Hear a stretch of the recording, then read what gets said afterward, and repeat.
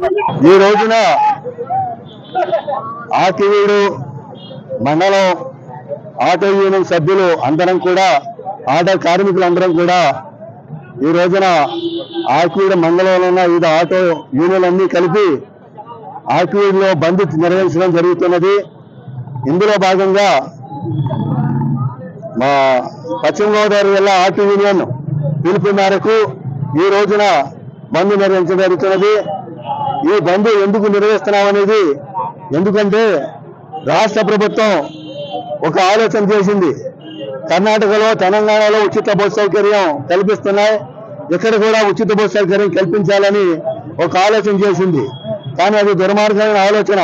ఎందుకంటే ఈ ఆటో సంబంధించి ప్యాసింజర్లు ఎక్కించుకుని పిల్లలకు తోలుకుని అనేక ఇబ్బందులతో ఉన్నటువంటి ఈ ఆటో సభ్యులు ఈ ఉచిత బస్సు సౌకర్యం కల్పించిన తర్వాత ఆటో వాళ్ళు అనేక విధాల బాధలు అనుభవిస్తారు.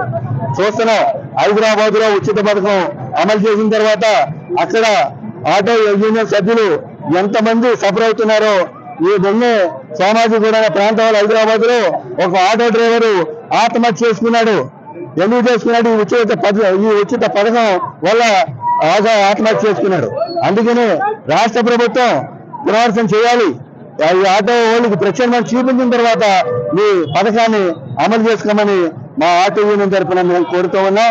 ఇప్పుడు ప్రదర్శనగా వెళ్లి ఎంఆర్ఓ గారికి పిటిషన్ ఇచ్చి ఇది శాంతియుతంగా నిర్వహిస్తామని చెప్పని కోరుతున్నాం. వీడియోస్ కోసం ఛానల్ ని సబ్స్క్రైబ్ చేయండి, లేటెస్ట్ అప్డేట్స్ కోసం వాట్సాప్ ఛానల్ ని ఫాలో చేయండి అండ్ లింక్ డిస్క్రిప్షన్ లో ఉంది.